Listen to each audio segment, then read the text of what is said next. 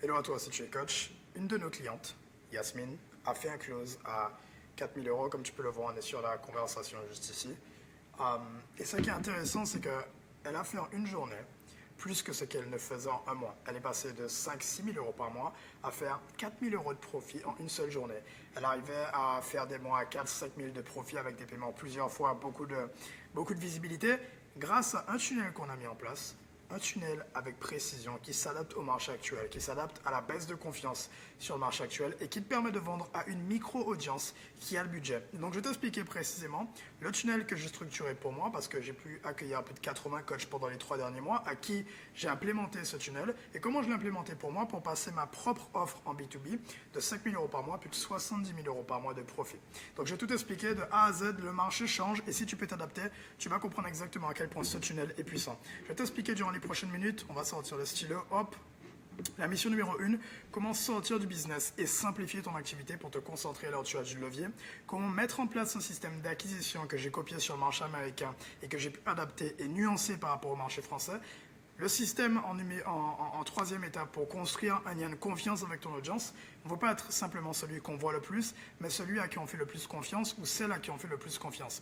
Et ensuite, la dernière mission, le plan de vente avec l'intelligence artificielle. Donc, si tu es entre 10 et 15 000 euros par mois avec ton activité de coaching, que tu es infopreneur, s'il te plaît, reste du début à la fin de cette vidéo parce que le niveau d'information que je vais te donner vaut plusieurs dizaines, voire vingtaines de milliers d'euros parce que rien que ce mois-ci, j'ai dépensé 13 603 euros en accompagnement, comme tu peux le voir, un mois sur Revolut. Et Revolut, je l'utilise uniquement pour mes dépenses business. Ma banque principale, c'est pas Revolut justement. Donc c'est uniquement mes dépenses en accompagnement chez des coachs du marché américain et quelques appels avec des coachs du marché français pour que tu prennes ces infos et que je te les rende accessibles 100% gratuitement sur YouTube. Je rigole parce que je suis censé faire payer ce genre de vidéos. Donc pour que tu aies une idée rapidement avant qu'on commence la vidéo, qui je suis, j'ai commencé à 14 ans. Ça fait des années que je fais ça, que j'accompagne des coachs dans l'ombre et depuis quelques temps justement, j'ai créé une offre où je montre mon visage et j'aide des coachs beaucoup plus publiquement dans hookbuildansell.club. Alors, première étape, qu'on scale un business. Je ne crois pas aux ads, donc en tout cas jusqu'à 50 à 60 000 euros par mois. Je ne crois pas au tunnel complexe, je ne crois pas au VSL que tu as besoin de filmer. Et je crois encore moins aux journées de 15 heures de travail. Tu n'as pas besoin de travailler plus sur le business, tu as besoin de travailler plus. Tu n'as pas besoin de travailler plus dans le business, tu as besoin de travailler plus sur le business. Et travailler plus sur le business ne signifie pas que tu vas travailler plus longtemps. Ça signifie que tu auras plus de levier. Donc, tu n'as pas besoin de continuer à faire du montage vidéo, de continuer à faire du setting ou toutes ces choses où tu n'as aucun levier sur ton activité. Tu as besoin de trouver une position de levier où tu peux produire plus sans pour autant travailler plus longtemps sur l'activité. Donc, je crois aux petites équipes, je crois aux positions de levier, je crois au profit. Moi, je ne parle jamais en contracté, en chiffre d'affaires, non, je parle uniquement en cash encaissé. Et je crois au fait de prendre des décisions qui sont appuyées sur de la data. Je viens de filmer une vidéo avec un client qu'on a aidé à passer de 10 à 50 000. Toutes les décisions qu'on a pu prendre et toutes les décisions que tu dois prendre doivent être basées sur de la data, sur des chiffres concrets, non pas sur de l'instinct et de l'émotionnel. Alors, quand tu es à 10 000 euros par mois, je peux deviner, et c'est la situation de beaucoup de personnes, que tu n'as pas d'équipe. Tu gères encore tout toi-même, donc il te faut un setter qui va te permettre, qui va te permettre de non seulement construire de la confiance avec ton avatar, donc build, et également de vendre à ton avatar. Le setting, si c'est bien maîtrisé, doit être et est souvent la source numéro 1 d'appel dans ton entreprise. Personnellement, dans mon cas, on pourrait décaler ça un peu plus comme ça. Ouais, personnellement, dans mon cas, le setting est la source d'appel numéro 1. Donc, tu dois avoir tu dois pas essayer de tout faire toi-même, tu dois pouvoir le déléguer aux bonnes personnes pour qu'elles arrivent à bien faire le travail à ta place comme si c'était toi. Et donc, un setter qui construit de la confiance et qui vend, un head of content qui t'évite d'avoir à penser à quel type de contenu tu vas faire, qui t'évite évidemment d'avoir à gérer le montage vidéo, qui t'évite à réfléchir à l'image, un head of content qui sait quel est le message que tu veux véhiculer, qui sait quel type de montage mettre en avant, quel type de montage aller calquer sur ton contenu pour t'assurer que tu puisses avoir une bonne image cohérente avec ton marketing et la vision que tu vas avoir dans l'entreprise.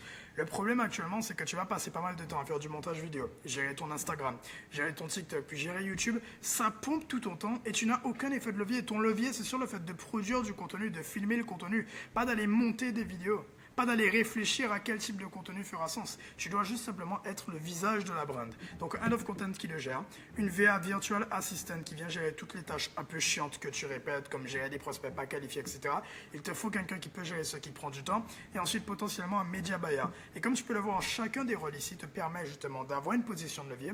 Et honnêtement, quelle que soit la niche, ça peut être santé, relations avec money, ce sont les seuls postes dont tu as besoin pour monter à minimum 50 à 60 000. Tu n'as pas besoin de plus que ça. Donc le setter te permet de construire de la confiance et de vendre. Le head of content te permet de hooker ton avatar et de simplement devenir plus visible que tes concurrents. On entend plus parler de toi. Et toute cette visibilité est ramenée vers le setter qui va la ramener en appel. La VA te permet de gérer toutes les tâches chiantes pour que tu puisses rester concentré sur tes tâches à haut effet de levier, justement, c'est-à-dire la création de contenu, appel de vente. Et le Media Buyer te permet, avec l'audience que tu as pu obtenir en organique, de faire du retargeting, donc d'aller toucher à nouveau, grâce à la publicité, les gens qui avaient déjà vu ton contenu. Imaginons que quelqu'un consomme ton contenu organique et que quelqu'un te voit sur Instagram. Tu vas mettre en place de la publicité pour aller retoucher cette audience qui t'avait déjà vu sur ton contenu public sur Instagram. Et ça permet de rester dans la tête des gens et de leur vendre ta solution, même s'ils n'avaient pas acheté la première fois. Maintenant, comment tu dois séparer ta semaine? Et c'est très important. La plupart des gens, actuellement, font des appels de vente tous les jours. Ils essaient de faire appel de vente, ensuite ils vont essayer de filmer une vidéo YouTube, ensuite une fois qu'ils vont filmer la vidéo YouTube, après ils ont un autre appel. Le problème quand tu fais ça, et j'imagine que tu connais ce livre, The One Thing, c'est que tu n'es pas en train de faire une chose. Tu es en train d'essayer de faire tout en même temps, et au final tu es moyen partout, voire même pire, mauvais partout. Tu dois faire une chose, et tu dois séparer ta semaine en deux rôles. Le rôle de manager et le rôle de leader. Lorsque tu manages, tu gères de l'humain. Lorsque tu leads, tu prends les décisions dans l'entreprise, sauf que tu es seul. Tu ne parles pas de l'humain, tu ne gères pas de l'humain. Et je te parle tu ne gères pas tes clients, tu ne gères pas les appels de vente, tu ne gères pas les prospects, tu n'as aucun contact humain dans ce genre de journée.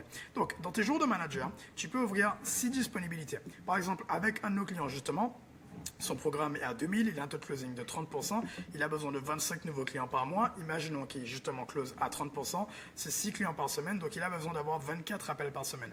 Donc le lundi, on ouvre 6 disponibilités, il est dans son rôle de manager, ça veut dire qu'il va vraiment donner du temps à ses clients, également à ses prospects en appel de vente. Le mardi, son calendrier est bloqué, ça veut dire que le lien pour réserver un appel n'est pas disponible. Tu ne peux pas réserver un appel en tout cas avec lui le mardi, tu ne peux pas réserver d'appel avec lui le jeudi, ni le dimanche. Et ça lui permet de se concentrer à 100% sur sa création de contenu sans se faire interrompre par des appels avec son équipe, sans se faire interrompre par des appels avec des clients, sans se faire interrompre par des appels avec des prospects. La seule chose qu'il fait, c'est prendre des décisions dans le business, peut-être aller filmer des publicités, filmer du contenu, prendre des décisions en général avec le business, réfléchir aux prochains objectifs de l'entreprise. Mais prendre du recul sur l'entreprise et sortir du business, justement. C'est tes jours où tu sors et tu prends de la hauteur sur quelles sont les décisions qui seraient potentiellement les meilleures à prendre pour atteindre notre objectif. Qu'est-ce qu'on doit supprimer du business? Qu'est-ce que je dois déléguer? Qu'est-ce que je dois pouvoir automatiser? Principalement supprimer. Et donc le mardi, contenu. Le mercredi, c'est disponibilité. Le jeudi, un jour par exemple pour les clients ou encore pour de la création de contenu. Le vendredi, disponibilité. Le samedi, disponibilité. Et le dimanche, tu peux faire le contenu plus te focus sur ton produit par exemple également. Ça rentre dans... Je prends du recul, je regarde quelles sont les décisions que je pourrais prendre sur ma delivery. D'ailleurs, pendant que tu regardes encore cette vidéo, ça fait déjà 8 minutes que tu me regardes. Si tu es coach infopreneur, simplement, book un appel avec moi. Premier lien en description, c'est un appel de structuration pour voir si tu peux scaler et si tu peux, comment tu vas scaler justement. Tu as 30 minutes purement avec moi, c'est pas un closer. Tu t'y connais dans tous les cas, je ne vais pas essayer de te closer ou quoi que ce soit. Voilà, donc premier lien en description, tu pourras passer là-dessus ou simplement envoie-moi un message sur WhatsApp, j'ai une ressource gratuite que je pourrais t'envoyer, que je ne peux pas mettre publiquement sur YouTube et que je t'enverrai gratuitement sur WhatsApp. C'est le deuxième lien en description vers mon WhatsApp. Et donc, juste ici, j'étais en appel avec mes clients, donc voilà. Tu as une idée. Les non négociables maintenant pour quelqu'un qui a fait 50 à 60 000, contrairement à quelqu'un qui fait 10 000 et qui laisse du hasard sur son business. Quelqu'un à 50-60 000 traque ses KPIs tous les jours. Tu dois traquer tes KPIs. Parce que, imaginons que ton problème soit le taux de closing. Tu n'es simplement pas bon ou pas bonne en vente. Tu n'es pas conscient de ce problème parce que tu ne traques pas justement. Donc tu penses que le problème c'est j'ai pas assez de leads. Et donc tu vas essayer de régler un problème qui n'est même pas un problème. Tu vas essayer d'aller augmenter ton nombre de leads alors qu'en réalité tu pourrais l'augmenter autant que tu veux. Ton problème c'est simplement que tu n'arrives pas à convertir ceux qui viennent en cash durant l'appel de vente. Donc tu n'as pas un problème de leads, tu as un problème de closing. Mais pour le savoir, tu dois l'identifier. Parce que quand tu n'identifies pas, tu essaies de résoudre des problèmes qui ne sont même pas réellement les contraintes de l'entreprise. Tu dois traquer, voir le problème, casser le problème. Et à chaque fois, c'est un roulement. Peut-être que tu as un problème de conversion, peut-être que la prochaine fois, ce sera un problème de leads. Peut-être que ce n'est pas un problème de leads, mais que tu n'arrives pas à délivrer ton service à assez de clients et que tu es limité en termes de temps. Peut-être que c'est un problème sur ton offre, justement. Et à chaque fois, c'est un nouveau problème. Tu casses le problème jusqu'à atteindre ton objectif. Maintenant, le plan de contenu. On a compris comment justement te séparer dans ta semaine, on a compris comment gagner du levier dans l'activité. Voici comment tu vas devenir plus visible que littéralement tous tes concurrents et mettre une distance au marché. Actuellement, tu n'as pas de levier quand tu publies ton contenu. Tu publies une fois sur un seul compte et ton contenu a une durée de vie moyenne de 2 semaines. Ce qui n'est pas, c'est pas bon, c'est pas une bonne situation. C'est le créateur moyen, c'est sa situation. Aux États-Unis, il y a quelque chose qui est en train d'émerger qui s'appelle le clipping. Au lieu de publier une vidéo une fois sur un seul compte, comme tout le monde, donc d'avoir un seul compte Instagram, tu vas filmer une fois du contenu qui a du levier. Ce que j'entends par là, c'est que tu vas filmer du contenu podcast, tu vas filmer des faces caméra, un peu comme ça. Face caméra, c'est ça, comme ça, face à la caméra. Tu vas filmer des vlogs, tu vas filmer des extraits de ta vie. Et ce contenu, tu vas le donner à un manager. Tu vas mettre tout ce contenu sur un Google Drive que tu vas donner à un manager et ensuite tu vas mettre en place du clipping. Au lieu d'avoir un seul compte, imaginons que tu t'appelles Anthony, tu vas créer des variantes de ton compte principal. Anthony.business, Anthony.clip, Anthony.motivation, Anthony.mindset, quel que soit le nom. Ce sera techniquement des comptes fans, mais toi tu sais que c'est des comptes de ton équipe. Et donc chacun de ces comptes, justement, c'est des comptes de clippers. Donc c'est des comptes de monteurs vidéo qui seront payés à la performance, qui seront payés 50 centimes pour 1000 vues et qui chacun vont prendre ton contenu, vlog, facecam, podcast, et qui vont le publier plusieurs fois par jour chacun. Donc un compte qui fait 4 fois par jour, un autre compte 4 fois par jour, un autre compte 4 fois par jour. Et au final, imaginons que tu aies 15 comptes qui publient 4 vidéos par jour, ça fait 60 vidéos par jour qui seront publiées avec ton visage sur Internet. Sans même que tu n'aies besoin de travailler plus, sans même que tu n'aies besoin de te filmer plus. Tu ne vas pas te filmer 60 fois par jour, tu te filmes une fois. Et les vidéos sont mieux diffusées sur Internet. Au lieu d'être diffusées sur un seul compte, elles sont diffusées sur des dizaines de comptes. Ça te rend omniprésent et toute cette visibilité, on la ramène vers un seul et même compte, ton compte principal. Et ce compte principal convertit déjà en cash. Ça fait 1800 vidéos par mois. Ça fait 5400 vidéos par mois. Je tiens à être clair sur le fait que ce système, tu ne le mets pas tout de suite. Tu structures de 10, 20, 30 000 euros par mois. Tu fais au minimum 30 000 euros de profit par mois. Et une fois que tu as fait ça, tu peux mettre en place du clipping pour aller amplifier et amener ton entreprise dans une autre dimension. Au début, je ne le conseille pas et je ne le mets pas en place avec mes clients dès le début. On le met en place pour la prochaine étape. Tu dois également construire la confiance avec ton avatar. On va en parler un peu plus après, mais parlons du plan de contenu. Quel est le plan de contenu que tu mets en place? Comment tu choisis ta semaine? Comment tu structures, ton emploi du temps? À quoi ressemble ton emploi du temps dans ta semaine? La plupart des gens séparent leur semaine sur une vidéo vlog, une vidéo face caméra, ensuite une vidéo face caméra, vlog, un podcast, ensuite une vidéo FaceTime où je vais filmer au téléphone. Et honnêtement, ça n'a pas de sens. Parce que le problème avec ça, c'est que tu sépares ta semaine en format.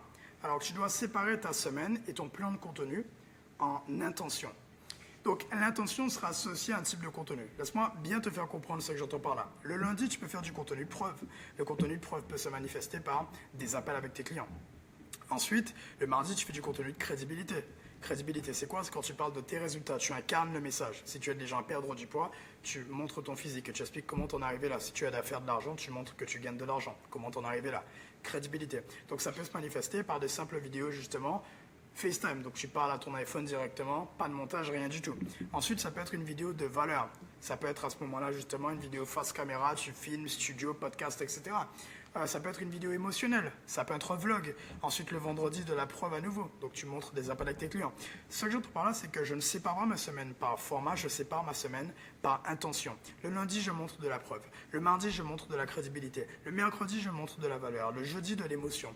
Le vendredi, de la preuve à nouveau. Et donc, quand quelqu'un regarde mes vidéos dans la semaine, je sais qu'il va passer par tous ces stades, justement, d'éducation de mon contenu et qu'à la fin de la semaine, quelqu'un sait que j'apporte des résultats à mes clients, quelqu'un sait que j'apporte des résultats pour moi, quelqu'un sait que je sais de quoi je parle par la valeur, quelqu'un s'attache à moi par l'émotionnel et rebelote. Donc j'ai pas séparé par format, je m'en fous de faire du vlog ou autre. Ce qui m'intéresse, c'est l'intention du contenu. Et ça fait toute la différence. Comment maintenant je vais séparer mes intentions? Je vais te montrer. Quand quelqu'un rentre dans mon écosystème, quand quelqu'un rentre dans mon produit, justement, donc dans le club ou Build and Sell, j'ai pas la casquette sur moi, malheureusement, attendez. Quand quelqu'un rentre dans le club ou Build and Sell, justement, je vais lui poser des questions. Et tu dois faire la même chose. Quand quelqu'un paye chez toi, pourquoi toi? Il y a tellement de concurrence sur le marché que c'est une chance pour toi d'avoir un client et d'avoir l'opportunité de lui demander pourquoi il a payé chez toi. Parce qu'il n'y a rien de plus important que cette information. Une fois que tu as compris pourquoi quelqu'un a payé chez toi et qu'une autre personne a payé chez toi et qu'une autre personne a payé chez toi, une fois que tu as compris ça, tu peux le réorienter dans ton contenu et redoubler sur ce qui t'a ramené du cash concrètement. J'ai choisi ton programme parce que ta vision résonne avec la mienne. Tu mets l'accent sur la clarté, le fait de bosser sur le business plutôt que dans le business. J'en ai parlé dans la vidéo. La marge, j'en ai parlé dans la vidéo, plutôt que de courir après du chiffre pour du chiffre. C'est exactement ce que je cherche, avancer avec un système clair, simple, efficace qui me permet de gagner du temps et surtout un accompagnement personnalisé. Ensuite ici, question de fini, je travaille toujours avec qui j'ai déjà consommé du contenu gratuit. Une des clientes qui venait de YouTube. Parce que je crois énormément aux mecs comme toi, jeunesse, confiance à mon instinct, la proof et également ton storytelling. Est-ce que tu remarques comment, en fonction des réponses, j'ai adapté? On m'a parlé de personnaliser. Je vais montrer de la preuve et je vais me montrer en appel avec mes clients, en one-to-one. Ça montre que c'est personnalisé. On m'a parlé de storytelling. Je vais faire du contenu émotionnel où je vais partager ma vie pour que les gens s'attachent à Hans et pas simplement à mon business. Et donc, je te dis pas de copier mon emploi du temps. Mon emploi du temps, je l'ai fait par rapport à moi et mon business. Toi, je veux que tu l'adaptes par rapport à ton business et ce qui a ramené tes clients. Donc, quand tu as fini cette vidéo, s'il te plaît, va poser des questions à chacune des personnes qui ont pu payer chez toi et leur demander pourquoi. Pourquoi moi?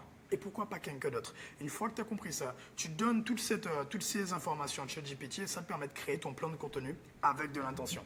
Continuons ici, remontons juste ici. Maintenant que tu as fait ça, tu as des gens qui te voient, tu as des gens qui arrivent peut-être sur ton LinkedIn, sur ton Instagram. Qu'est-ce qu'il se passe une fois que quelqu'un arrive sur ton Instagram? Tu veux que ce soit en quelques secondes très clair pour lui qu'il peut acheter chez toi. Commence ici. Preuve, système, client, client, client, client.